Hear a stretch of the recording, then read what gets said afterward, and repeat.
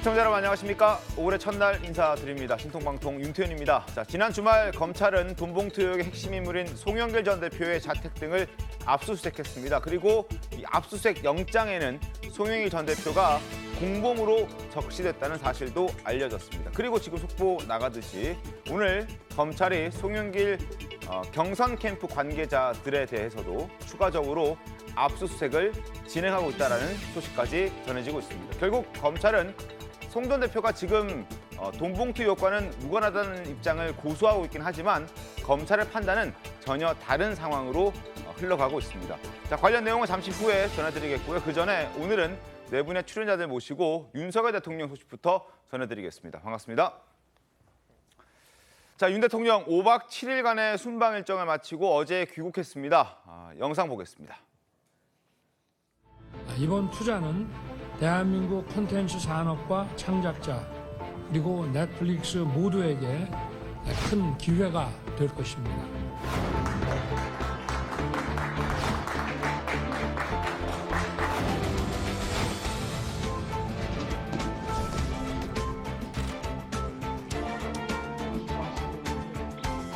Well, we want to hear you sing it.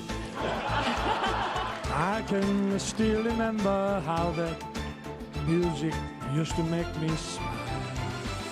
BTS beat me to the White House, but I beat them to Capitol Hill. 불필요한 규제가 있다면 그 규제를 해체하는 것만이. Well, I would say that's a perfect dance. You would get an A at the Kennedy School.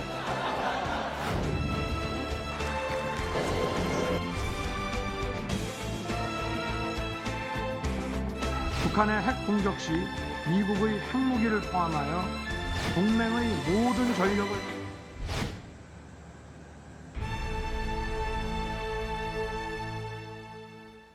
5박 7일 동안 숨가쁜 일정을 소화한 윤석열 대통령의 이번 순방에 대해서 여러 성과와 평가들은 엇갈리고 있는데 그 내용은 잠시 뒤에 살펴보겠고요.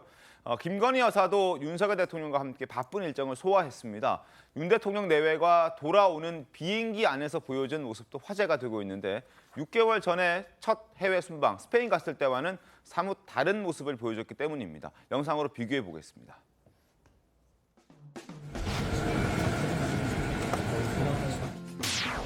수고 많았습니다. 많이 고생스러웠죠? 일정이 너무 많아가지고. 아로스 가든에서 난 사실 누구를 지목한 게 아니라 아마 우리 홍보수석이 찍은 거야. 야, 나 이렇게 말했는데. 수고 많았습니다.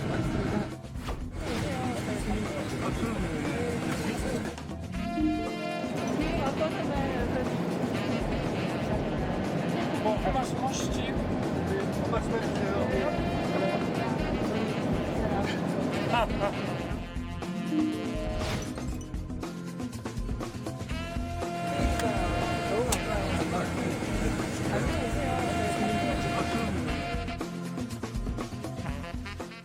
네, 반갑다 인사도 하고 다음에 또 오라고 얘기도 하는 그런 모습을 보여줬는데 6개월 전에 갔을 때는 윤석열 대통령 뒤에 몸을 약간 숨기는 듯한 동작을 보여줬었고 감사하다는 인사말 정도만 좀 어색하게 그렇게 얘기를 했었는데 한층 더 뭔가 자연스러워진 느낌이 들긴 합니다. 뭔가 김지섭 위원님 영부인으로서 익숙해진 그런 모습을 보여야 된다 이렇게 봐야 됩니까? 어떻습니까? 이제 김건희 여사가 해외 순방을 한 지가 벌써 이제 몇 차례가 되었고 그때마다 김건희 여사 행보가 언론에 좀 주목을 받았습니다. 네. 과거에 이제 우크라이나 옷 색깔을 겹쳐서 입어가지고 해외 화제된 적도 있었고 아무래도 이 해외 순방 과정 중에서 주목을 좀 받다 보니까 아무래도 네. 김건희 여사 입장에서도 좀 자연스러운 모습들이 연출이 된 것이 아닌가 이렇게 생각이 되고 네. 이 배우자의 역할에 대해서도 이런저런 이야기들이 많지만은 대개 우리가 공공외교라고 불리는 부분 그러니까 어떤 이런 각국 정상 간에 이루어진 협상 이외에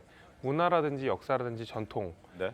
예술 이런 부분들의 적극적인 교류를 우리가 공공외교라고 하는데 그 공공외교의 원래 핵을 맡고 있는 것이 대개는 영부인들의 역할이 주어집니다. 근데 그 가운데서 김건희 여사가 어떤 예술이라든지 문화 면에서 적극적인 교류나 협력 내지는 또 이런 소통 같은 것들을 좀 해왔다는 입장에서 아마 기자들도 궁금한 게 많았던 것 같고 네. 그 역할들에 대해서 다시 한번 기자들이 좀 궁금한 점을 물어본 것이 아닌가 이렇게 생각이 됩니다. 최다임 변호사님은 어떻게 좀 보셨습니까? 네, 저도 비슷한 생각인데요. 먼저 이제 집권 초반에는 아무래도 야당의 여러 가지 비난이라든지 이런 것들 때문에 좀 적극적인 행보가 어려웠을 수도 있고, 하지만 이 대통령이 집권 2년 차로 접어들면서 대통령이 모든 것들을 해결할 수는 없는 부분들이 있습니다. 그러니까 영부인이 말씀하신 것처럼 소프트 외교라든지 아니면 소외되는 계층들을 보듬는 그런 행보들을 해야 되는데, 그러한 영부인으로서의 행보들을 하다 보니까 예전에는 초반에는 행보를 하고 난 이후에 언론에 노출하다 보니 오히려 언론에서 비판을 가하기도 했었어요. 그러다 보니까 좀 언론에 좀 더 친화적인 그러한 환경들을 구성해야 되는 것이 필요하지 않나라는 생각을 했던 것 같고요. 그렇기 때문에 이번에도 사실은 굉장히 대통령실에서는 이번 순방을 높게 평가하고 있습니다. 그렇기 때문에 영부인 입장에서도 기자들과 적극적인 소통을 하면서 네. 여러 가지 얘기들을 나누는 것이 필요해 보였다라는 생각이 듭니다. 알겠습니다. 그런데 어제 김 여사가 방미 일정 중에서 방명록을 작성한 게 있습니다. 윤석열 대통령의 배우자라고 자신을 소개하면서 자신의 이름을 쓴 그 방명록이 있는데, 거기에 대해서 야당의 비판이 거셉니다. 화면을 좀 보겠습니다. 세계 평화와 번영에 기여하는 우리의 글로벌 동맹을 위하여라고 4월 25일 날 대한민국 대통령 윤석열, 그리고 대한민국 대통령 배우자 김건희라고 이렇게 방명록에 이름을 남겼는데, 이걸 두고 말들이 상당히 많습니다. 이게 합성이 아니고 진짜냐, 대통령 부인 서명이 이게 웬 말이냐, 이런 설명과 함께 전 대통령 청와대 전속 사진 작가가 대한민국 대통령 배우자라고 적는 경우는 처음이다라고 KBS 주진우 라이브 라디오에 나가서 비판을 했습니다.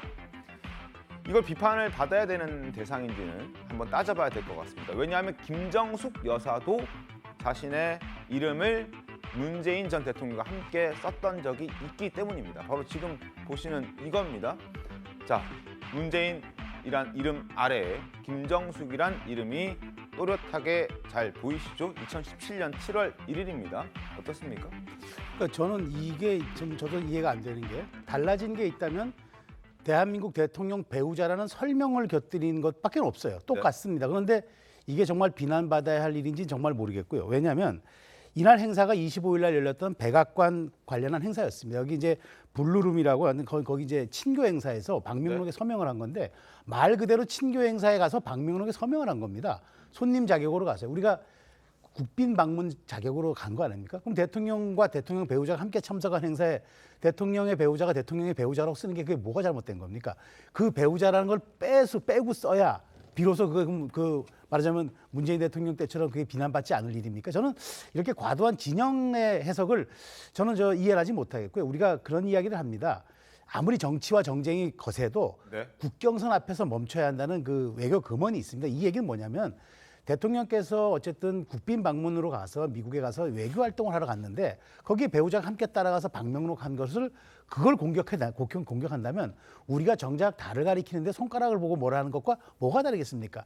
우리가 가서 대통령 내외가 가서 미국에 가서 미국의 대통령 내외와 함께 만나면서 우리의 국익을 위해서 활동을 하는 걸 가지고 그 친교 행사에 썼던 방명록 하나를 이런 사실을 처음이라고 이렇게 하는 경우는 사실도 왜곡이지만 정말 얼마만큼 이 국익과 어떤 정쟁을 구분하지 못하는지 그런 좀 단견적 사고방식을 보여주는 거라고 저는 생각합니다. 박소민 비서관은 어떻습니까?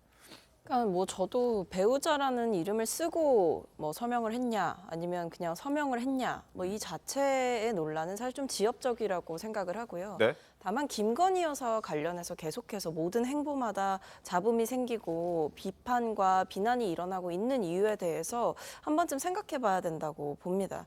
왜냐하면 과거의 2021년 12월 26일 김건희 여사의 기자회견을 아마 기억하실 겁니다. 당시 김건희 여사가 국민들께 했던 약속은 한 가지였습니다. 김건희 여사는 당시에 이제 여사 입장은 아니었지만 남편이 대통령이 되더라도 아내의 역할에만 충실하겠다. 라는 이야기를 하면서 조용한 내조를 약속한 바가 있거든요. 근데 이 부분에 대해서 그 뒤에 국민들께 어떠한 사과의 말씀 드린 적 없이 행보가 180도 완전히 달라졌습니다. 실제로 최근에는 비판이 나올 수밖에 없었던 이유 중에 하나는 대통령보다 오히려 단독 일정이 더 많은 것 아니냐라는 이야기까지 나왔었거든요. 근데 이런 점에 대해서 과거와 이야기가 그러니까 국민들께 했던 약속과 상당히 달라졌고 이뿐만 아니라 영부인을 투명하게 보좌하는 제2부속실을 만들지 않은 채로 계속해서 행보를 이어오고 있기 때문에 이런 영부인의 행보가 국가 대통령의 배우자로서의 관리되어야 한다면 공적인 보좌 체계를 만드는 것뿐만 아니라 과거의 약속을 이렇게 바꾼 이유가 무엇이냐 이런 부분에 대해서도 사과할 부분은 사과하고 설명할 부분은 설명해야 된다. 이런 논란은 계속해서 있는 것 같습니다.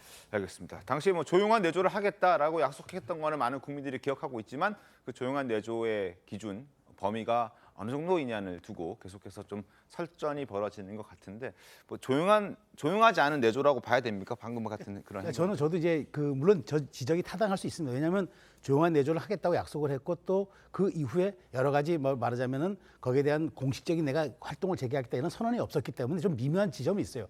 그렇지만 이렇게 외교 행사에서 대통령이 그러면 부인을 빼고 혼자 갑니까? 배우자를 빼고 우리가 공식적으로 국빈 방문하거나 외교에 있어서 상대국을 방문할 때는 항상 함께 배우자랑 같이 가지 않겠습니까? 그래서 이번에도 보면은 김건희 여사의 일정을 최소화했던 것 같고 질 바이든 여사가 초청해서 불렀던 그런 행사 외에는 노출을 최소화했던 것 같아요. 그래서 이번 순방에서는 큰 잡음이 없었는데 저는 그렇습니다. 그러니까 이게 기준이 모호하긴 합니다만은 대통령실에서 제가 보기에 좀 판단을 내려서 이 부속실이 없다 그러면은 최소한 영부인의 행사가 우리가 사회의 어떤 어두운 곳이라든가 대통령의 어떤 뭐라자면 방문이라든가 대통령의 손길이 미치지 않는 그러한 선에서 국한해서 하겠다라는 어떤 명시적이진 않아더라도 어떤 일정한 가이드라인을 두고 하는 게 야권의 좀 비난이라든가 이런 것부터 좀 자유로울 수 있을 것 같고요. 저는 대통령 부인으로서 순방 행사에는 반드시 참여해야 되고 거기에서 대통령 부인의 일정한 어떤 역할이 우리 국가의 소프트 파워를 보여주는 또 지표가 될 수 있기 때문에 그 점을 조금 세심하게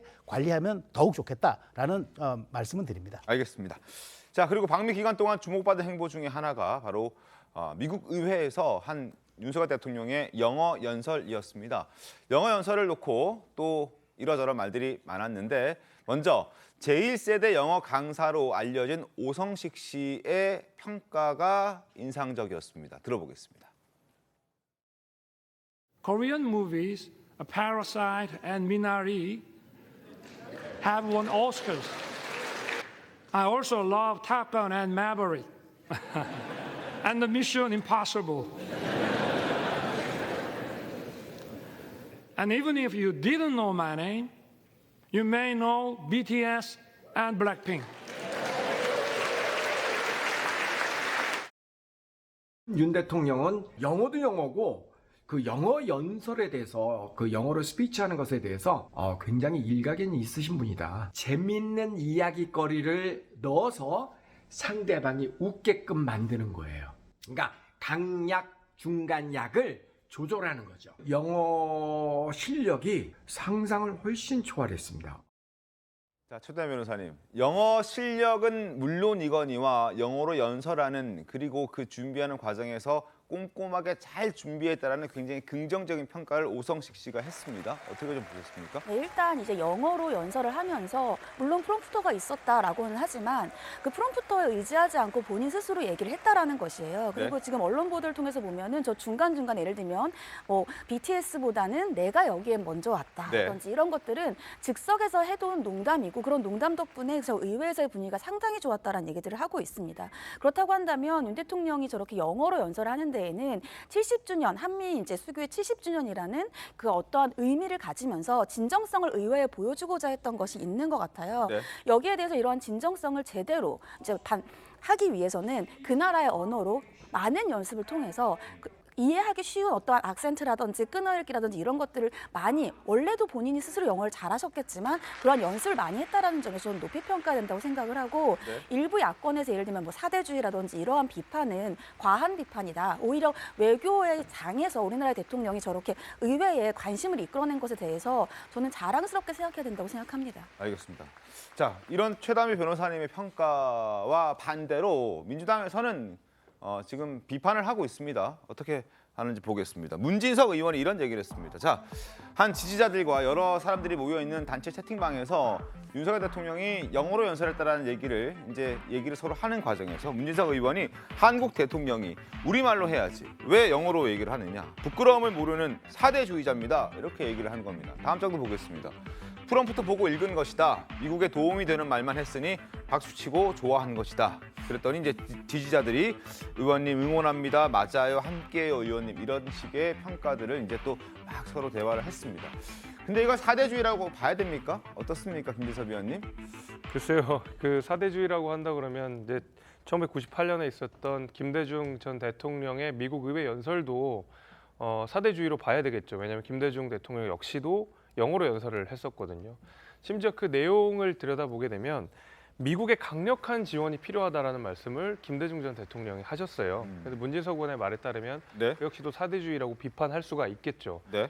제가 여기서 드리고 싶은 말씀은 민주당이 이번 그 방미 일정, 방미 어떤 외교와 관련돼서 답을 정해놓고 본다는 생각이 좀 듭니다. 무조건 이 외교는 잘못된 외교여야만 해라는 답을 정해놓고 모든 행보들을 일일이 평가를 하는 것 같은데 예를 들면 뭐 장경태 의원도 마찬가지고 네. 문진석 의원도 마찬가지고 양이원영 충분히 의원? 양이원영 의원도 마찬가지고 충분히 최소한의 정보조차 확인하지 않은 상태에서 비판을 하는 거 아니겠습니까? 네. 전례를 살펴보지도 않고 일단 비난부터 하고 보는 거 아니겠습니까? 일단 답을 정해놨다. 무조건 이번 방미 일정은 실패해야만 한다라는 전제를 깔고 보니까 굉장히 격가지 문제들을 지적하게 되거든요. 네. 근데 한 5분 정도만 검색해보면 얼마든지 전례가 있고 얼마든지 역사가 있고 얼마든지 사례가 있는 내용들이에요. 대부분 다. 그렇기 때문에 저는 이 문진석 의원을 포함해서 이번 방미 일정에 대해서 좀 도가 넘은 비판을 했던 민주당 의원들의 경우에는 좀 이 외교라는 것이 단순히 어떤 정쟁의 문제가 아니라 국익과 관련된 문제라는 점을 고려를 좀 해서 네. 좀 정말 건설적인 비판을 해야 된다. 저는 이 생각이 들고 네. 마찬가지로 이번 사대주의 논란 역시도 아주 그 최소한의 검색조차 해보지 않는 최소한의 사례조차 하지 않는 그냥 정쟁에 불과한 비판이다. 이렇게 저는 생각을 합니다. 자, 25년 전 김대중 전 대통령도 미국 의회에서 영어 연설했습니다. 그 목소리 잠깐 들어보겠습니다. Korea will become one of the best country for international investors to freely and safely do business. 자, 지금 일단 영어로 연설한 걸 두고 야권에서 비판의 목소리가 있다는 점을 보여드리고 있습니다. 그러나 과거 사례를 따져보면 김대중 전 대통령도 지금 보신 것처럼 영어로 연설을 했었고 이승만, 노태우, 김대중, 박근혜 뭐 이런 전직 대통령들이 다 미 의회에서 영어로 연설을 했습니다. 그리고 지금 문진석 의원이 사대주의다라고 비판을 했고 그리고 과거 양이원영 의원이 넷플릭스 3조 3천억 원의 투자 유치를 했다는 걸 두고 왜 우리가 투자를 해야 하느냐라고 반대로 해석해서 잘못된 이야기를 SNS에 공개적으로 썼다가 내렸던 사례도 있는 그런 민주당의 모습인데 물론 개개인 의원들이라고 하지만 박서민 전 비서관님 공교롭게도 문진석 의원, 양이원영 의원 모두 친이계로 분류되는 이재명 대표를 어떻게든 옹호하려고 하는 경향들이 좀 강한 성향의 의원들이어서 혹시 지금 김재섭 위원께서 말씀해 주신 것처럼 답을 정해놓고 평가를 하려고 하는 것 아니냐는 비판에서 좀 피할 수 없지 않을까 싶은데 어떻습니까? 아니 뭐 잘못된 정보를 가지고 뭐 사실관계를 왜곡해서 무언가 비판을 하려 했다면 충분히 비판을 받아도 마땅하다라고 저도 생각을 합니다. 네. 하지만 뭐 그것을 이재명 대표와 연관짓는 것은 좀 과도하다라는 생각이 들고요. 뭐 개개인의 의원님들의 발언을 제가 봤을 때는 뭐 국민들께서 공감하실 부분도 있고 못하실 부분도 있을 거예요. 예를 들면 연설 같은 부분은 이제 그 연설이 국내 정치용이었냐 또는 미국 측의 무언가를 설득하려는 목적의 것이었냐에 따라서 영어를 사용할 수도 있고 한국어를 사용할 수도 있다라는 생각은 듭니다. 하지만 또 한편에서는 영어로 그렇게 미국에 호소를 한 것이 상당히 효과적이었다라고 보는 시선이 있는 반면 우리나라의 국격이 이렇게 높아졌고 사실은 과거에 이명박 전 대통령도 본인이 한국어로 연설한 배경에 대해서 설명하면서 이게 연설은 한국어로 하기로 한 결정의 배경은 외국 정상의 자국어 사용은 그 나라의 자부심, 자존심에 걸려있는 문제다라고 이야기를 한 적도 있거든요. 그러니까 이거는 보는 시각에 따라서 좀 평가가 달라질 수 있는 부분인 것 같습니다. 근데 저는 사실 윤석열 대통령의 이 영어 연설을 두고 뭐 영어 실력이 상당하다. 또는 영어 발음이 좋다, 뭐 호응이 좋았다, 아니면 왜 영어를 사용해서 연설을 했냐, 사대주의자다. 이런 비판이나 이런 칭찬들은 사실 다 격가지라고 생각합니다. 결국에 연설은 우리나라 국민들이 보았을 때에도 우리나라의 정상이 미국의 상하원 의원들 앞에서 어떤 이야기를 했느냐, 그것이 과연 우리나라 국익을 위한 제대로 된 연설이었느냐, 이런 내용적인 평가에 조금 더 치중해서 우리가 이런 뭐 어떤 환대를 받았다, 어떤 의전을 받았다, 노래를 했다, 이런 것들보다 이제 외교를 통해서 도대체 우리나라가 무엇을 얻어왔으며 우리나라 정상이 미국에서 어떤 메시지를 전달하고자 했느냐, 이런 중심적인 내용에 대해서 내용적인 면에서 좀 건전한 토론이 이루어졌으면 하는 바람이 있습니다. 알겠습니다. 자, 그리고 하나 더 짚어봐야 될 것이 박지원 전 국정원장. 이분 역시 이재명 대표 때 복당이 허락이 됐었죠. 박지원 전 국정원장도 의혹 제기를 하나 했습니다. 아메리칸 파이 노래를 국빈 만찬장에서 윤석열 대통령이 불렀는데 이걸 두고 대통령실의 설명이 거짓이다라고 주장을 하고 나선 겁니다. 신문 보면서 설명을 드리겠습니다. 분명히 대통령실에서는 백악관이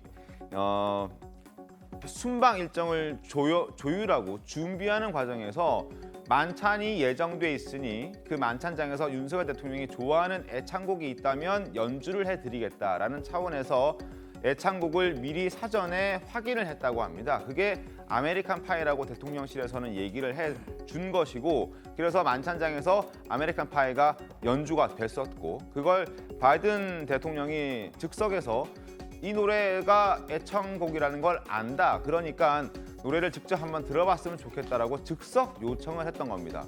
그리고 윤석열 대통령에서는 그런 환대에 이건 거절하는 것은 예의가 아니다라고 판단을 해서 노래를 즉흥적으로 들렀던 건데 그래서 대통령실의 이도훈 대변인도 이렇게 설명을 합니다.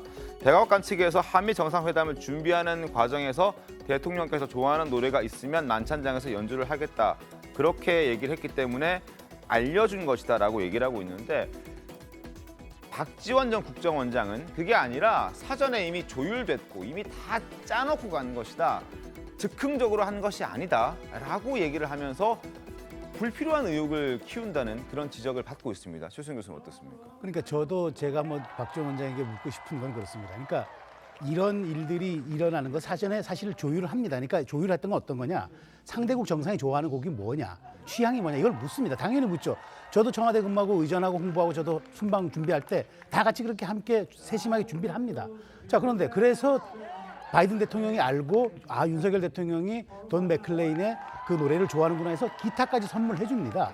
자, 그렇게 해서 이제 그 좋아하는 노래니까 바로 뮤지컬 스타들이 이 노래를 불러줍니다. 그러니까 바이든 대통령이 끝나자마자 그럼 한 곡 부르는 게 어떻겠느냐 하니까 윤석열 대통령이 머뭇머뭇 주저주저 하다가 그래도 예의라고 생각해서 첫 번째 8분짜리 곡이라 풀타임, 그래서 첫 1소절을 부릅니다.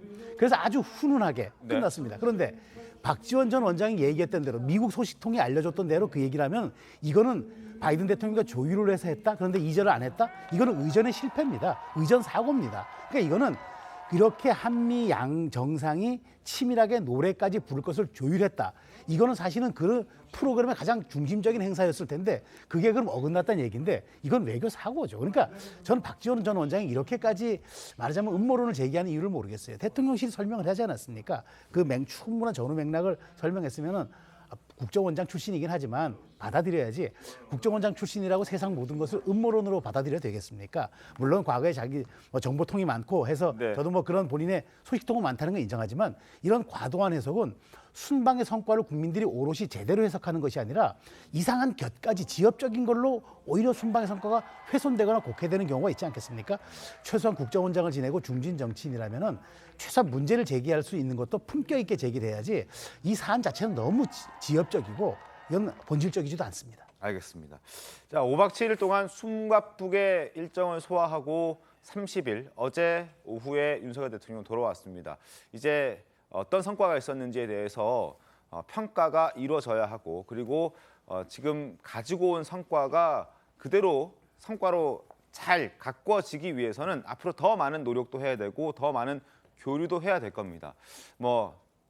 무조건 자화자찬해서는 안 되겠지만 그렇다고 해서 무조건 비판하고자 하는 모습도, 그리고 꼬리 잡기와 흠집 내기만에 열중하고 있는 그런 야당의 모습도 그렇게 바람직해 보이지는 않습니다. 어쨌든 외교로서 외교 활동을 하고 돌아온 상황이니만큼 지금은 조금 의견을 좀 모으고 힘을 실어주는 게 더 필요하지 않을까 그런 생각 좀 해보고 윤석열 대통령의 순방 일정에 대해서 제가 좀 짚어봤습니다. 다음 주제 넘어가도록 하겠습니다. 지금부터는 민주당 돈봉투 의혹 수사 소식을 좀 살펴볼 텐데 돈봉투 의혹을 수사 중인 검찰이 압수수색 영장에 지금 송 전 대표 공범으로 적시하고 주거지와 후원 조직 등에 대한 압수수색을 진행했습니다. 검찰이 기존에 파악한 9,400만 원 외에도 송 전 대표의 후원 조직에서 별도의 자금 조달이 이루어졌던 것으로 정황을 포착하면서 수사 상황에 따라서는 돈봉투로 살포된 자금 규모가 9,400만 원이 아니라 수억 원에 달할 것으로 전망도 나오고 있습니다. 여전히 송 전 대표는 아니다, 몰랐다, 일탈이었다라고 얘기를 하고 있습니다만 그게 과연 검찰 수사로 어떻게 드러날지는 좀 지켜봐야 될 것 같습니다. 자, 지난 22일 귀국했을 때 모습 다시 한번 보겠습니다. 돈봉투 의혹 관련해서는 전혀 몰랐다는 그 예전 발언을 계속 유지하신 걸까요? 네, 그렇습니다. 정신없이 뛰어다닐 때였습니다. 후보가 그런 캠프의 일을 일일이 챙기기 어려웠던 사정을 말씀드립니다. 돈봉투 의혹에 대해서 모르겠다는 입장 그대로 변함 없으신가요? 이제 도착했으니까 상황을 좀 파악하겠습니다. 제가 모르는 사람들이 많기 때문에. 자, 22일 프랑스에서 기자회견을 했을 때 그리고 24일 인천공항에서 약식 기자회견을 했을 때 저렇게 얘기를 했는데요. 그러나 검찰이 지금 압수수색했을 때 그 영장에는 공범으로 적시가 되어 있다고 합니다. 공범이라는 얘기는 적극 가담했다라고 봐야 되는 것 아닙니까? 네, 그러니까 이번에 있었던 이 압수수색과 관련되어서 영장에서 공범이라고 하는 것은 크게 두 가지 의미가 있다고 볼 수가 있는데요. 하나는 예전에는 이정근 부총장이라든지 아니면 네. 강내구 협회장 등을 통해서 자금을 조달을 하고 살포를 한 것에 대해서 과연 송 전 대표가 이것을 알았는가? 이 알았는가 연결고리를 찾아내야지만이 공범으로 이제 송 전 대표를 조사를 할 수가 있었는데 이번에 압수수색을 통해서 만약에 송영길 전 대표가 직접 자금을 조달하고 살포하는 데 역할을 했다라고 한다면 그 알았는가 여부에 대한 연결고리가 필요 없는 것이죠. 그러니까 아까 송 전 대표가 얘기한 것처럼 후보자가 일일이 알 수 없는 부분이 있다라는 언급조차도 필요 없는 부분이 되는 겁니다. 그러니까 말씀하신 것처럼 더욱더 적극적이고 입증이 쉬운 공범이 되는 것이고요.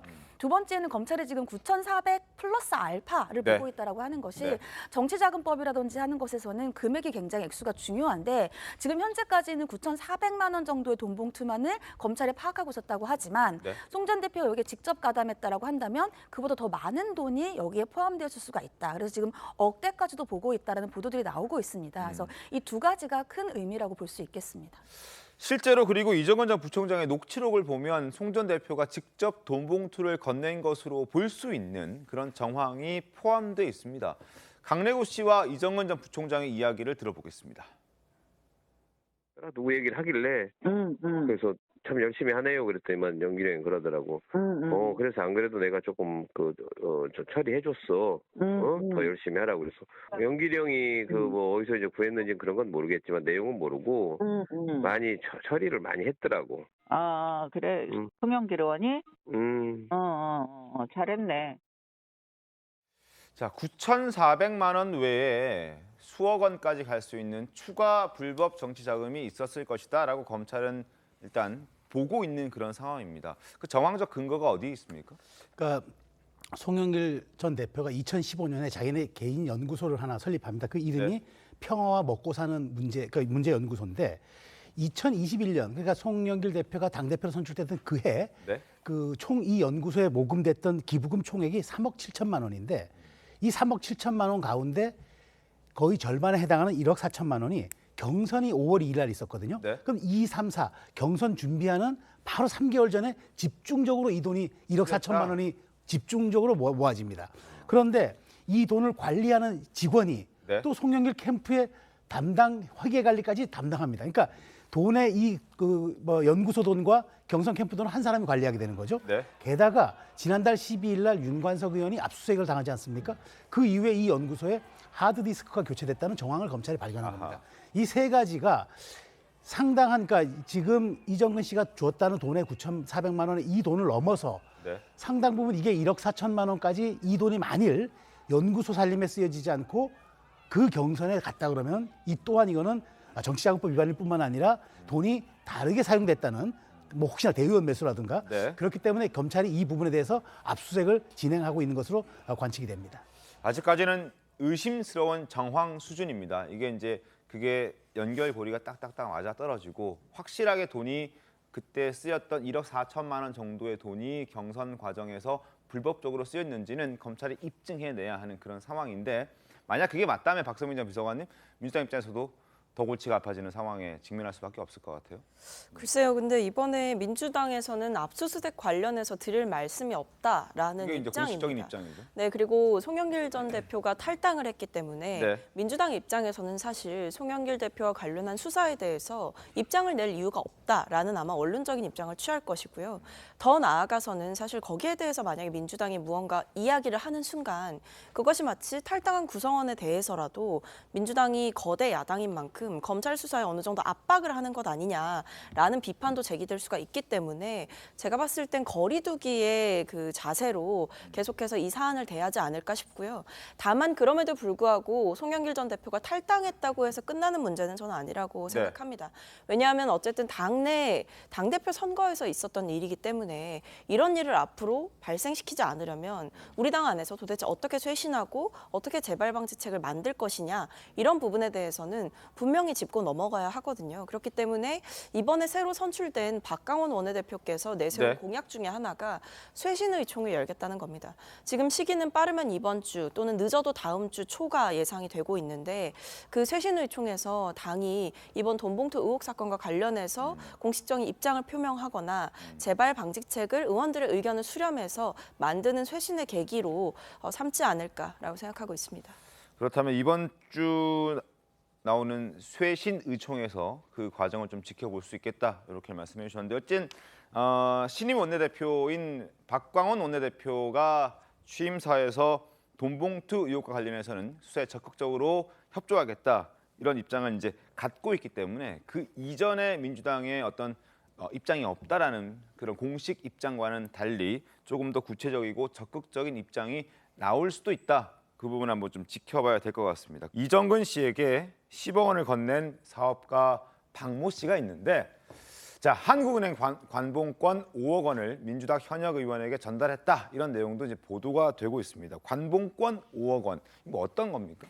우리가 이 노웅래 의원 수사와 관련되어서 그 당시에 수사가 더 길어졌던 이유를 이제 검찰이 설명을 하면서 집에서 띠지에 둘러져 있는 현금을 발견했다 이렇게 얘기를 했잖아요. 네. 이 관봉권이라고 하는 것이 한국은행에서 처음에 신권을 발매를 하면 이 5만 원권을 묶어서 5천만 원을 해서 이렇게 열매에서 5억 원 이것을 띠지를 묶어가지고 그대로 한국은행 그 도장이 찍혀 있는 그렇게 있는 것을 신권을 얘기를 합니다. 네. 근데 이게 기업 같은 경우에는 이것을 볼 수가 있을지 몰라도 우리 같은 일반 개인은 보신 적이 아마 없으실 거예요. 네, 저도 본 적은 없는데 보통 관봉권이랑 띠지로 둘러져 있는 신권을 보긴 굉장히 어렵거든요. 근데 이것을 지금 사업가 박모 씨가 관봉권 5억 원을 민주당 현역 의원에게 전달했다 이러한 얘기들이 나오고 있다라는 겁니다. 이게 지금 이제 그 얘기가 나오고 있는 것인데 여기에 대해서 이제 검찰은 지금 현재 이정근 노트라고 하는 것이 있는데 이것이 뭐 친문, 친노, 뭐 친명과 관련되어서 각각 어떠한 관계들이 있고 어떻게 돈의 흐름이 갔는지에 대한 기록이라고 하는데 이것이 아직은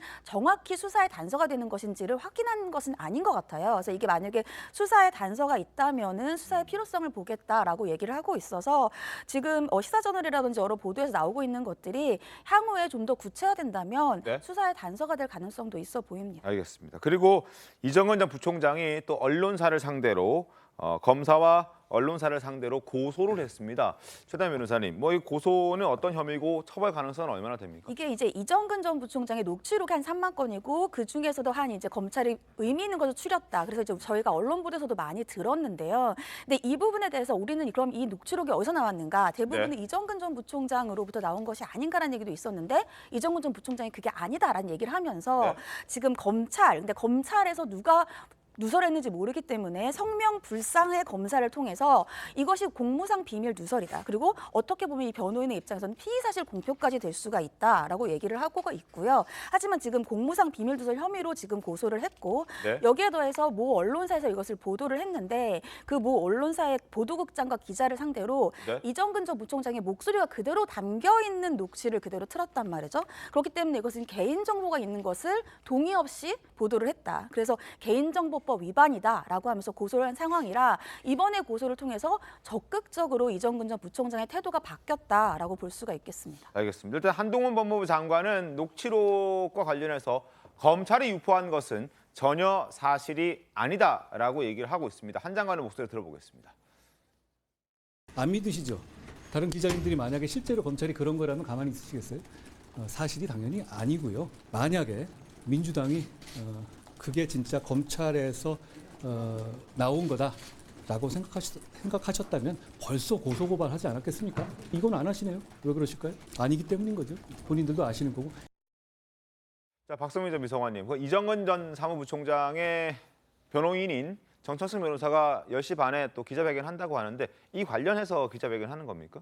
네, 관련해서 설명회를 연다라는 설명을 소식을 한다? 접했는데 갑자기 이제 법적 대응뿐만 아니라 어떻게 보면 여론전에도 좀 적극적으로 나서는 모양새인데요. 사실 좀 시기가 애매한 것 같긴 합니다. 왜냐하면 녹취록이 보도되고 한참 뒤에야 이제 네. 또 고소를 진행을 하게 된 것이고 이뿐만 아니라 이제 설명을 하겠다고 하는 것도 뭐 네. 어떤 내용을 설명하게 될지 모르겠지만 뭐 아마 사실관계가 다른 부분이 있다라고 바로잡는 과정이 될 텐데 네. 이미 녹취록을 통해서 좀 적나라하게 내용이 공개된 상황이기 때문에 이런 변호인 측의 설명이 과연 얼마나 효과적으로 국민들께 다가갈 수 있을지는 좀 미지수인 것 같습니다. 그러니까요. 만약에 녹취록에 대해서 정말 고소를 하고 법적 대응을 할 마음이 있었다면 진작에 했었어야 하는 것 아니냐. 왜 뒤늦게 이렇게 하는 배경은 또 어디에 있는가? 제가 조심스럽게 추론을 하면은 네.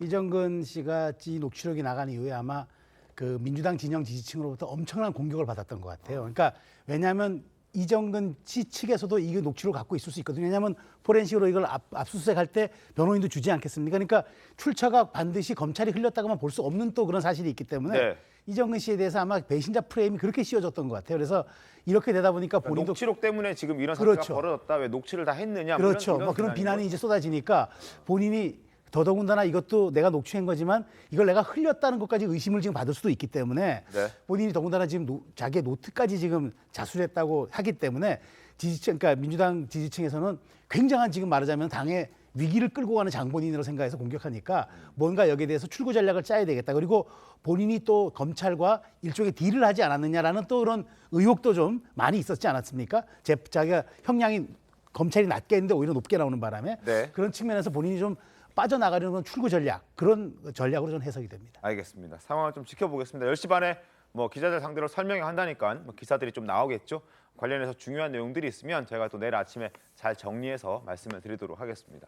그리고 이런 상황에서 민주당의 일부 의원이 이재명 대표가 기소가 되기 전 이 대표의 사법 리스크를 적극적으로 막아주기 위해서 이 대표의 방탄을 위해서 선거법 개정안을 발의했던 것으로 드러나서 논란이 일고 있습니다. 해당 법안을 대표 발의한 의원은 바로 장경태 의원인데요. 먼저 과거 남다른 친문을 과시했던 두 사람의 모습부터 보겠습니다. 사실 우리 이렇게 네. 예, 장경태 의원님은 별로 모시고 싶지 않았는데 아니 너무 자주 뵙고 우리 있어요. 맨날 거의 매일 보고 있죠. 그리고 이제 젊지, 키 크지, 잘생겼지, 말 잘하지. 막 어느 면에서나 저한테 앞서기 때문에. 이제 됐습니다. 네. 뒤로. 요즘에 또 이렇게 볼을 가리면 됩니다. 이렇게. 귀가 빨개지고 있네요. 이렇게. 네. 얼굴 연락오고 있어. 네, 저런 모습도 보여줬던 뭐 두 사람의 모습인데, 자, 최대 변호사님, 장경태 의원이 어떤 법안을 발의했습니까? 네, 그러니까 지금 선거법에서는 후보자가 자신의 예를 들면 행동이라든지 경력이라든지 재산에 대해서 허위 사실을 공표하면 선거법 위반이 됩니다. 근데 지금 여기에 대해서 장경태 의원은 후보자의 행위와 관련된 이 행위를 삭제하자는 거예요, 선거법에서. 그러니까 행위에 대해서 허위 사실을 공표해도 이 부분은 처벌하지 말자라는 것인데, 이게 왜 지금 문제가 되냐면 이 법안이 네. 이재명 더불어민주당 대표가 공직선거법 위반, 알다시피 김문기 전 처장을 몰랐다라고 허위 사실을 공표했다는 것으로 기소된 이후인 13일 이후에 이 법안이 발의가 됩니다. 네. 근데 이 법안이 단순히 이런 내 행위만을 삭제하자는 것이 아니라 지금 기소 중인 사람에 대해서도 향후에 개정이 되면 이 법을 적용하자. 소급적으로. 적용하자. 소급 적용하자. 근데 일반적으로 법의 소급 적용 굉장히 예외적인 것인데 네. 이 소급 적용까지도 여기에 들어있는 것입니다. 그러니까 만약에 이것이 개정이 된다라고 하면 지금 현재 기소 중인 이재명 대표의 기소가 면제의 대판을 받게 되는 것이죠. 그러니까 결국은 법조계에서는 이러한 법을 이제 지금 개정하자고 하는 논의 자체가 이재명 대표에 대한 방탄을 위한 것이 아니냐. 그렇다고 한다면 이러한 국회의원들 스스로가 법을 이제 개정하고자 하는 이런 입법권을 남용하는 것이 아니냐. 이러한 지금 지적이 나오고 있는 상황입니다. 13일 전 이재명 대표가 기소가 되기 직전 13일 전에 이 법안을 장경태 의원이 대표 발의해서 이거를 통과시키려는 의도로 지금 행안위에 걸려 있습니다. 근데 여기에 여러 의원들이 다 포함이 되어 있을 텐데 11명 정도 의원들이 있는데 다 친 이재명계로 분류되고 있는 의원들이 주르륵 이름들을 올리고 있습니다. 자, 지금 그래픽이 잘 나가고 있지만 지난해 8월 26일에 이재명 대표 기소의 근거 조항 삭제하는 선거법 개정안을 장경태 의원이 대표 발의하고 10명의 의원들이 추가로 여기에 이름을 올려서 지금 발의가 되어 있는 상태고 그리고 13일 후에 지금 이재명 대표는 공직선거법 위반으로 기소가 됐습니다. 그리고 이게 통과가 되면 이재명 대표는 이미 기소가 됐고 법 만들어지기 전에 아마 어떤 판결이 나오겠지만 그렇다 하더라도 이걸 다시 소급 적용할 수 있는 그런 내용까지 지금 포함되어 있기 때문에 최다인 변호사님이 잘 설명해 주신 대로 이재명 처벌을 면제해주기 위한 정말 방탄을 위한 그런 법안이다. 그래서 법조계에서는 이건 입법권의 남용이다라고 얘기를 하고 있습니다. 김재섭 위원님, 이거 심각한 문제 아닙니까? 만약 그게 맞다면? 네, 실제로 행안위의 전문위원들이 반대 의견을 냈습니다. 이 법안을 검토를 하고 나서요. 그래서 네. 이 법안 자체가 저는 다분히 이재명 대표를 지키기 위한 방탄의 목적이라고 생각할 수밖에 없는 대목이 바로 기소되기 13일 전에 있었다라는 점. 네. 그다음에 이 공동 발의를 한 사람들의 면면을 또 살펴보니까 예를 들면 김남국 의원, 김용민 의원, 뭐 서영교 의원, 네. 뭐 이런 분, 김의겸 의원까지 네. 사실은 친명계 인사로서 이런저런 구설에 있었던 분들이 사실 이 11명의 공동 발의자로 있었거든요. 그렇습니다. 여러 가지 이제 정황들을 생각해 보면 사실은 이재명 대표가 민주당이라는 플랫폼을 방탄으로 활용했다는 비판이 계속 있지 않았습니까? 네. 체포동의안을 부결시키는 과정에서 이런 식으로 입법을 통해서 또 이재명 대표를 방탄하겠다라고 하는 것은 민주당을 넘어서 국회 전체를 이재명 대표의 방탄수단으로 사용하겠다라는 말밖에 좀 들리지 않거든요. 저는 그래서 이 법안이 실제로 행안위에서 반대 의견이 있었던 만큼 저는 정의당에서도 이 법안에 동의하기 어려울 거라고 생각하고요. 민주당 내에서도 이 법안을 통과시키는 거는 너무한다라는 비판 의견이 저는 분명히 내부에서도 있을 거라고 생각합니다. 네. 친명계 중에서도 극히 이재명 대표와 가까운 분들이 이 공동 발의자로는 이름을 올렸지만 네. 상식 있는 민주당 의원들이라면 당연히 네. 이 법안에 대해서는 반대할 수밖에 없는 상황이다 이렇게 생각합니다. 제가 이제 이 법의 이 행위라는 조항이 그 들어간 게 2000년 그 바로 이 법 개정안에 포함이 됩니다. 네. 왜 행위가 들어갔냐면은 잘 아시다시피 2000년 전과 선까지 그렇게 후보가 흑색 선전이 많았어요. 흑색 선전이라는 게 뭐냐면 사실이 아닌 거를 자기가 말과 행동으로 상대 유권자들에게 이제 공표하면서 상대를 공격하는 거 아닙니까? 이 흑색 선전을 없애자는 측면에서 행위가 들어갔어요. 네. 그 이후에 많이 없어졌습니다. 그러니까 이게 말하자면 자기가 허위 사실을 유포하거나 말하자면 자기가 사실과 다른 얘기를 내가 표를 얻고자 하는 목적으로 사용하는 건 이게 많이 이제 사라진 거죠. 근데 갑자기 지금 이게 이제 와서 왜 행위가 빠져야 하느냐? 이재명 대표가 여기서 수혜를 받는 거는 본인이 이제까지 수많은 거짓말과 수많은 이제 표를 얻기 위해서 했던 그런 사실과 다른 얘기들이 처벌받는 직전에 이 법이 빠져나가는 조항과 그 면책 사유를 주는 것 아닙니까? 이건 가지고 우리가 위인설법이라고 합니다. 특정한 개인을 위해서 만든 법, 이 법은 이런 법은 만들면 안 되죠. 그건 위인설법은 법의 평등과 그다음에 어떤 정의사회 구현에 대한 측면에서 반드시 이거는 제척되어야 할 사유죠. 그리고 지금 장경태 의원이 설명하고 있는 내용이 있습니다. 일단 장경태 의원은 뭐 이제 법 조문을 보면 행위, 뭐 재산, 경력 등에 대해서 이제 허위 사실을 유포했을 때 이 죄가 성립이 되는 것인데 죄형 법정주의를 이야기하면서 죄와 뭐 형벌 이런 건 법으로 구체적으로 아마 정의가 내려져 있어야 된다라는 죄형 법정주의를 얘기하면서 행위에 대해서는 이게 범위가 광범위하고 그리고 또 아주 구체적으로 정의하기 힘들기 때문에 이걸 없애는 게 맞다라고 장경태 의원은 해명을 하고 있긴 합니다. 변호사님 입장에서는 이 해명이 받아들여지십니까? 네, 이게 이제 법 쪽에서는 이 해명이, 그러니까 이 이유가 좀 타당하지 않다라고 보는 것이 이 부분에 대해서는 이미 헌법재판소의 판단이 있었습니다. 그렇죠, 그렇죠. 해방 이 선거법에 대해서 이 행위와 관련되어든지 아니면 어떠한 이 선거법 조항이 명확성의 원칙에 위배되느냐라고 했을 때 네. 이미 헌법재판소에서는 명확성의 원칙에 위배되지 않는다라고 얘기를 했고요. 또 대법원 판결에서는 예를 들면은 뭐 행위, 경력, 재산 등과 관련되어서 이것을 제한적으로 예시라고 보는 것이 아니라 열거라고 보고 있어요. 그래서 여기에 대해서만 처벌을 하겠다라고 보고 있는데다가 만약에 행위를 없앤다고 한다면 이것을 없앴을 때 우리 선거에서의 여러 가지 문제점들에 대해서 처벌할 수 있는 규정들이 없어지게 되거든요. 그러니까 소위 처벌의 공백이 생기기 때문에 이런 부분들에 대해서는 일각에서는 이 장경태 의원의 이러한 해명이 좀 이해가 되지 않는다라는 얘기들도 나오고 있습니다. 통과가 될까요? 어떻게 좀 될 것 같습니까, 박성민 비서관님?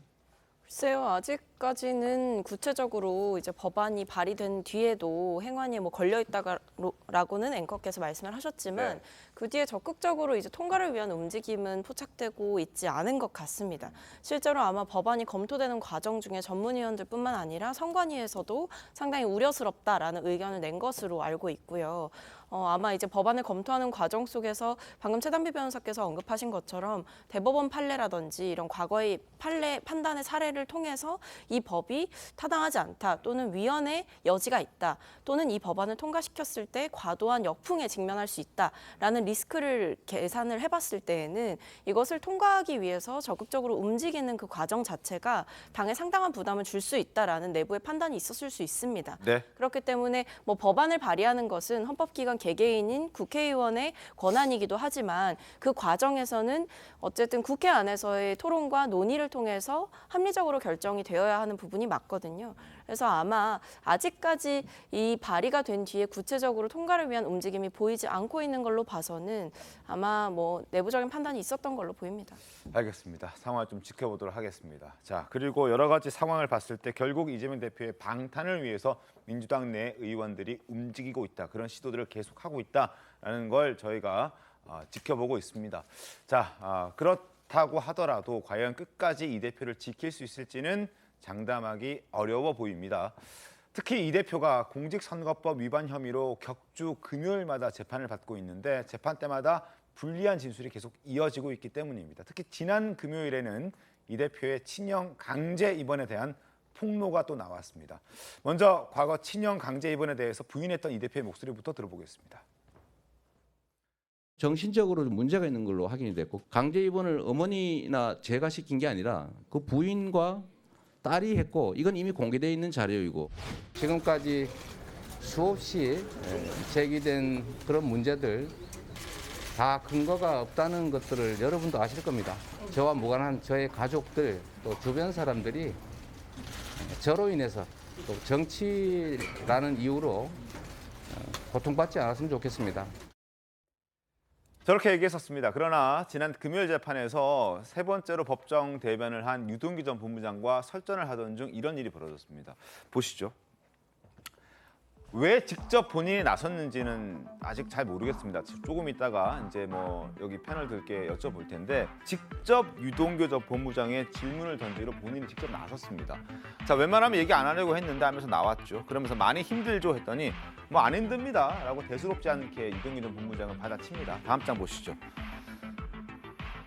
자, 내게 그림을 그려가면서 설명했다는 게 어떤 것인가 라고 했지만 뭐 어떤 내용을 정확하게 기억은 안 나지만 대장동과 관련된 내용을 설명하면서 함께 그림을 그린 것은 분명하다. 그건 맞다라고 두 사람이 대화를 나눕니다. 법정에서. 자, 불법 행위를 하면 내가 용인했을 거라고 생각하느냐? 나는 불법 행위를 용인하지 않았던 그런 성남시장이 아니었느냐라고 물었더니 그리고 또 이를 한 번 더 얘기합니다. 숨기는 게 불가능하니 숨길 일을 하지 말라라고 나도 분명히 얘기했고 우린 어항 속의 금붕어다. 사람들이 많이 지켜보고 있다. 그러니까 불법적인 행동은 해서는 안 된다라는 걸 본인이 이재명 시장 당시 시장이 숱하게 얘기하지 않았느냐, 여러 차례 말하지 않았느냐라고 얘기를 했더니 그다음 유동규 본부장의 답을 한번 보시죠. 정진상과 김용이 하는 걸 그럼 정말 모르셨느냐. 그 사람들이 지금 돈을 이렇게 받아 챙겼던 걸 모르셨단 말이냐라고 되묻기도 하고 그리고 형님을 정신병원에 강제로 집어넣는 건 범죄. 그 범죄는 밑에 사람한테 안 시키지 않았느냐? 안 시켰느냐? 그것 또한 시장님이 당시 밑사람들에게 시키지 않았느냐라고 얘기를 한 겁니다. 어떻게 좀 보셨습니까? 저는 이제 여기에서 보면은 이재명 대표가 변호사 출신다운 말하자면은 증인신문을 합니다. 그러니까 말하자면은 당신 그때 나한테 그렸던 걸 다시 한번 얘기해봐라.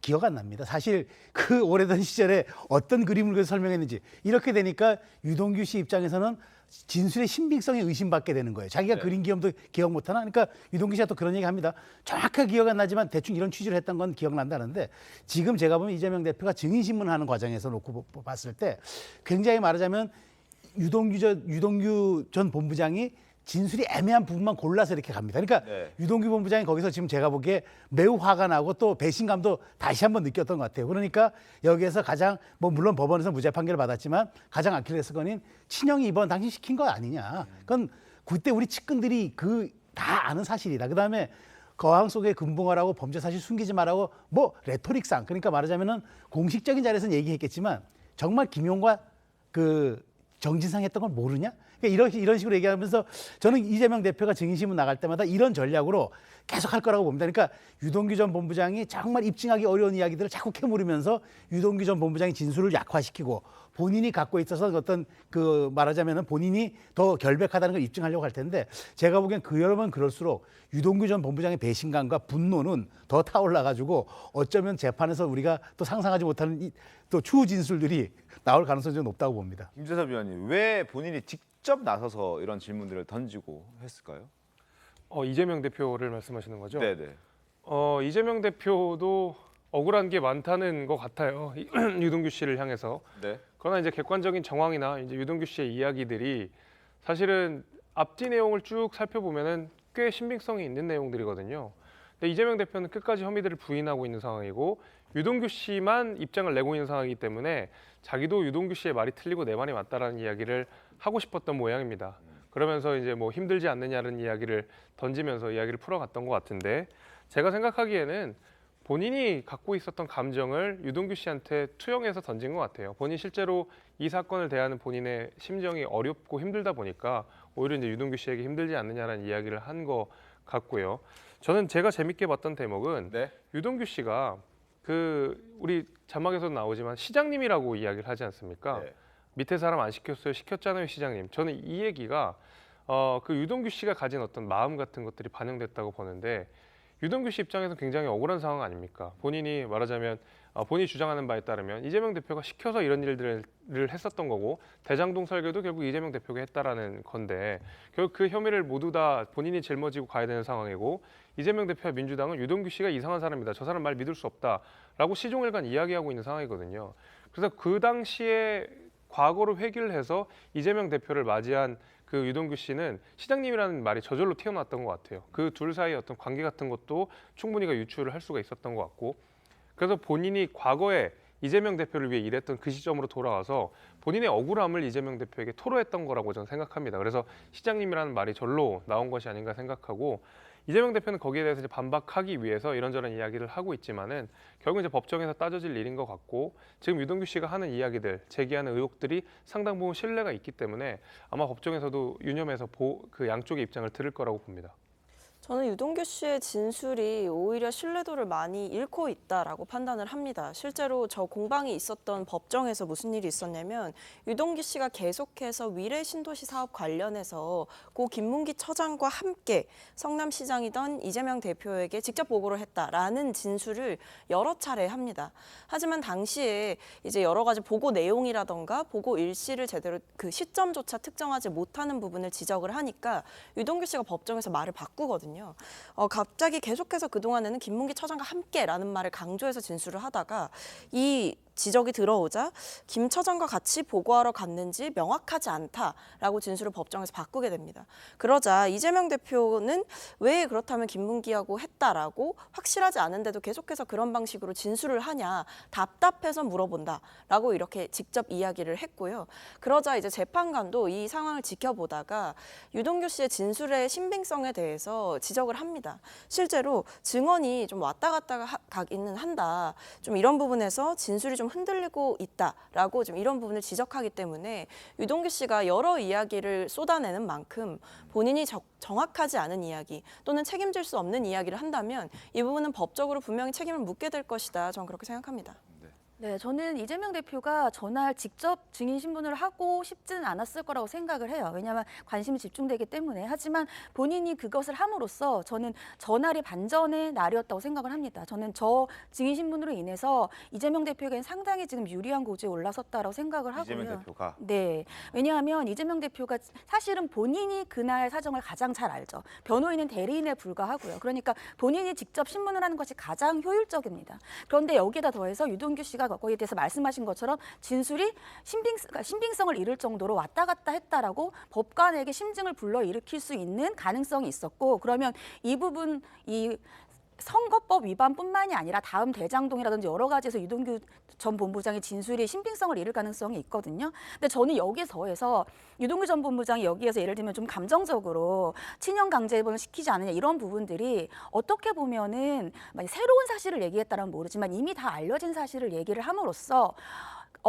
두 가지일 수가 있는데요. 본인이 예전의 진술을 부인해서 지금 현재의 적극적인 검찰 협조의 진술로 바꾼 동기가 될 수도 있지만 오히려 나쁜 얘기들을 이재명 대표를 향해서 쏟아내는 것과 같은 동기로 보일 수도 있거든요. 그렇기 때문에 이것이 조금 더 본인의 감정을 좀 더 컨트롤해야지만이 유동규 전 본부장의 입장에서는 본인의 진술의 신빙성을 확보할 수 있을 거라는 생각이 들었습니다.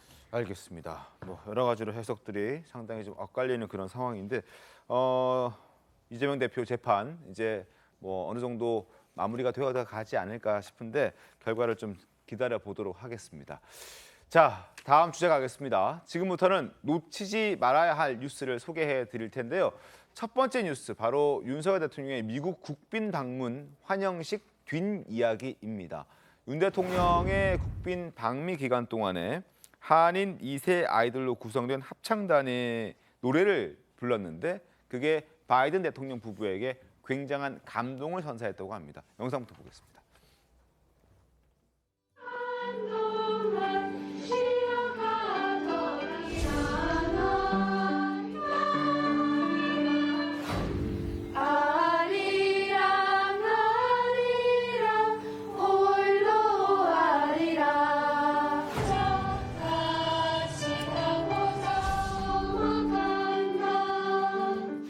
Unites the Republic of Korea and the United States. Over the past 7 decades, our alliance has grown strong.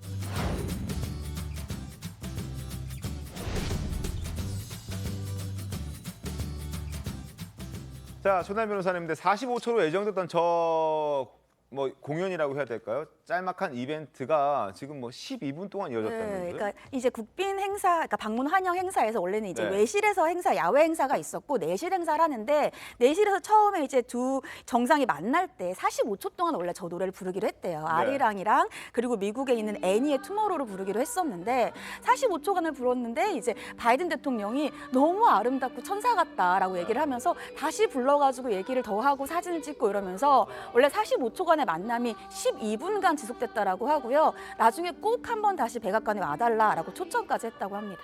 그러니까 뭐 얼마나 좋았으면 뭐 12분도 그렇게 긴 시간은 아니라고 말할 수 있겠지만 45초 예정됐던 거 10몇 배나 더 시간을 할애해서 할 정도로 두 대통령 내외들에게는 굉장히 인상적인 그런 한인 2세 아이들의 무대가 아니었나 싶습니다. 자, 뒷얘기 잠깐 살펴봤고요. 다음 뉴스 넘어가겠습니다. 다음 뉴스는 가수 겸 배우인 임창정 씨의 어떤 주가 조작과 관련된 그런 의심되는 그런 내용들이 계속 터져 나오고 있어서 소개를 좀 해드리겠습니다. 자, 주가 조작 의심 세력들이 주최한 1조 파티에 참석한 사실도 알려져 있으면서 논란이 되고 있는데 고액 투자자 모임에도 임창정 씨가 참석한 사실이 또 확인이 됐습니다. 화면 보면 설명드리겠습니다. 자, 임창정 씨가 이런 얘기를 했습니다. 이 모임에 참석을 해서 한 얘기인데요. 이번 달 12월입니다. 12월 31일 이전에 제가 번 모든 돈을 쟤한테 다 줬다. 다 주겠다. 그게 바로 투자회사의 대표인 라덕연 씨라는 사람한테 다 주겠다라고 얘기를 합니다. 그러면서 청중에게 투자금을 더 넣자는 취지로 부추기는 듯 말도 했다라고 합니다. 그리고 투자 부추긴 발언은 아니다라고 임창정 씨는 얘기하고 있지만 여러 가지 정황들 그리고 1조 투자 모임에도 참석을 하고 그리고 고액을 투자한 사람들의 모임에도 참석해서 마이크 잡고 투자를 독려하는 듯한 발언을 했기 때문에 혹시 단순 피해자가 아니라 임창정 씨도 연루돼 있는 것 아니냐는 그 의혹에서 쉽게 빠져나오지 못하고 있는 것 같더라고요. 네, 맞습니다. 그러니까 이 개인 단순히 피해자인 개인 투자자냐 아니면 시세조정의 공범이냐를 가르는 대법원의 판결의 기준은 이 시세조정에 대해서 미필적 인식을 가지고 있었느냐인데요. 이 미필적 인식을 가지고 있었느냐는 나의 통장이라든지 나의 거래 내역이 지금 시세조정에 쓰인다. 인데 이것을 보통 객관적인 증거로 알아야 되잖아요. 예를 들면 검찰이 지금 임창정 씨를 보고 있는 것은 임창정 씨가 예를 들면 관련되어 있는 유튜브에 같이 나왔다라든지 네. 아니면 골프장에 투자했다라고 해서 다른 사람들이 그것을 믿고 투자를 했다라든지 이런 것들이었는데 하나가 더 나온 겁니다. 여기서 보시는 것처럼 여기에 대해서 이제 고액 투자자 모임에 와서 이번 달에 내가 번 돈을 모두 쟤한테 다 주겠다. 그러니까 지금 여기서 참석한 다른 사람들의 얘기를 들어보면 마치 임창정 씨가 이 라 씨에게 투자금을 더 넣자는 취지로 부추기는 듯한 느낌을 받았다라고 하는 거예요. 그렇다고 한다면 과연 일반 개인 투자자이냐 아니면 공범자이냐에서 공범자 쪽으로 기울 수 있다. 그러니까 미필적 인식을 가지고 있다라고 볼 수 있는 하나의 객관적 정황이라 임창정 씨에게는 불리하다고 볼 수 있겠습니다. 그러니까 투자금을 더 넣자라고 직접적으로 말을 하진 않았더라도 내가 번 돈 다 쟤한테 줄 거니까 여기 있는 여러분도 나 믿고 저 사람 믿고 더 투자해도 괜찮다라고 그 자리에 앉아있던 사람들은 그렇게 들릴 수 있는 거란 얘기인 거죠, 최승 교수님. 그렇죠. 그러니까 말하자면은 이제 이게 주가 조작단인 걸 알았느냐 몰랐느냐가 그러니까 이게 말하자면 가해자냐 공범이냐 이걸 가릴 수 있는 중요한 기준일 텐데 그건 뭐 법원이 가르겠지만 최소한 임창정 씨 같은 사회의 굉장한 셀럽이잖아요. 네. 그 가수로도 그렇고 여러 가지 연예인 엔터테인먼트 사업에서도 그렇고 그런 사람이 어떤 어떤 공식적인 행사죠. 그게 무슨 뭐 1조 달성 기념이든 소년 행사든 간에 그런 자리에서 마이크를 잡고 내 재산을 다 맡길 수 있어요라는 그런 신호를 주었다면 참석자들 입장에서는 상당한 또 신뢰를 갖게 될 수가 있겠죠. 그러니까 그러면서 사실은 주식이라는 것이 기본적으로 그 피해자라는 건 없습니다. 왜냐하면 주식이라는 건 우리가 손해볼 수도 있다는 걸 알고 투자하는 그런 과정이기 때문에 다만 여기에 위법이 있었고 이 사전에 조작이 있었다는 걸 알고도 공모했느냐 이건 범죄가 되겠지만 그래서 임창정 씨의 저 얘기는 임창정 씨가 나도 피해자라고 얘기하는 게 과연 맞는지 저런 언행들로 봤을 때 오히려 저런 것들이 많은 대중들로 하여금 더 관심과 투자를 더 부추긴 건 아닌지 이런 점들은 또 한번 재판 과정에서 드러난다고 저는 생각합니다. 알겠습니다. 임창정 씨 이제 본인은 계속 피해자라고 주장하고 있는데 그 목소리 한번 들어보겠습니다. 저는 35억 샀잖아요. 근데 84억이 사진 거예요. 저는 몰랐죠. 그래서 못 보게 하더라고요. 상세 내역을. 이게 누군가에게 당했다라는 표현이 뭘 어떻게 하기로 했는데 어떤 누군가에게 이게 누군가가 배신을 때린 거다. 증권회사에서 아마 제 개인적으로 집사람 개인적으로 다 차압이 들어올 거예요. 이제 붙이고 이제 뭐 아무것도 못하는 거예요. 저는 이제 그거 갚을 때까지. 자, 피해자라고 주장하고 있지만 정말 순수한 피해자로 보기에는 어려운 정황들도 함께 터져 나오고 있기 때문에 논란의 대상이 되고 있습니다. 김재섭 위원님께서는 어떻습니까? 어떤 의견이십니까? 그러니까요. 저도 이 사태 자체가 이제 소위 말하는 개미 투자자들한테 너무 막심한 피해를 입혔던 것이었고 그 가운데서 우리 사회에 영향력이 있는 임창정 씨가 연루가 되어 있다는 것 자체가 아마 그를 믿고 내지는 그 회사를 믿고 투자했던 분들에게 아마 큰 상처가 됐을 거라고 생각이 됩니다. 그러니까 지금 뭐 공범자, 뭐 피해자 이걸 가리는 것보다도 어쨌든 이 배후에 누가 있었는지 실제로 작전 세력들이 누가 어떤 사람들이 있었는지 이 규명이 분명히 돼야 될 것 같고요. 그에 대한 처벌도 저는 분명히 이루어져야 된다고 생각합니다. 왜냐하면 개미 투자자한테 굉장히 큰 돈들이거든요. 그거 하나 믿고 자신이 모았던 돈들을 투자했던 분들이기 때문에 저는 이 논란이 좀 빨리 해소가 되고 임창정 씨 역시도 좀 분명한 입장들을 밝혀줘서 이 사안들이 얼른 해결됐으면 하는 바람이 있습니다. 알겠습니다. 자, 마지막 뉴스 가겠습니다. 한강 잠수교가 프랑스 명품 브랜드의 패션쇼 런웨이로 탈바꿈했다고 합니다. 영상 보겠습니다.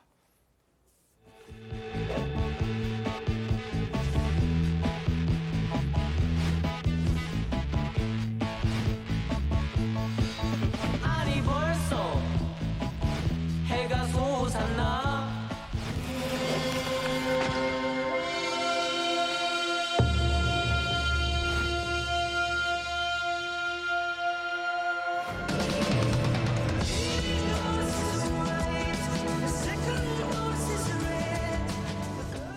자, 이번 패션쇼 오징어 게임을 연출한 황동혁 감독이 연출에 참여했고 또 거기에 출연했던 배우 정호연 씨가 패션쇼 첫 스타트를 끊기도 했다면서요, 전날 변호사님. 네, 그러니까 이 명품 브랜드가 우리나라에서 스스로, 그러니까 처음 만든 이러한 런웨이를 하는 것은 처음이라고 해요. 근데 네. 저곳이 이제 잠수교이고요. 저 잠수교 옆을 보면은 그 잠수교에서 나오는 분수 같은 것들이 쏟아져 나오고 제일 처음에 입장곡이 산울림의 아니 벌써입니다. 그래서 그 이후에 정호연 씨가 첫 스타트를 끊었고요. 그리고 우리나라의 음악과 프랑스의 음악을 잘 배합을 해서 전혀 이질감 없이 하면서 우리나라의 문화들, 그리고 저곳이 한강이지 않습니까? 네. 서울의 정서가 있는 그 장소에서 우리나라의 문화인 정호연 씨, 오징어 게임의 주인인 정호연 씨, 그리고 우리나라의 음악을 함께 보이면서 명품 브랜드가 우리나라의 정서를 이제 세계에 알릴 수 있는 그러한 런웨이를 했다는 것에 의미를 부여하고 있습니다. 알겠습니다. 자, 잠수교가 패션쇼의 런웨이로 탈바꿈했다는 소식까지 전해드렸습니다. 잠시 뒤에 돌아오겠습니다. 네, 오늘 준비한 신통방통 여기까지입니다. 내일 더 신통하게 돌아오겠습니다. 고맙습니다. I heard you got arrested in the street last night.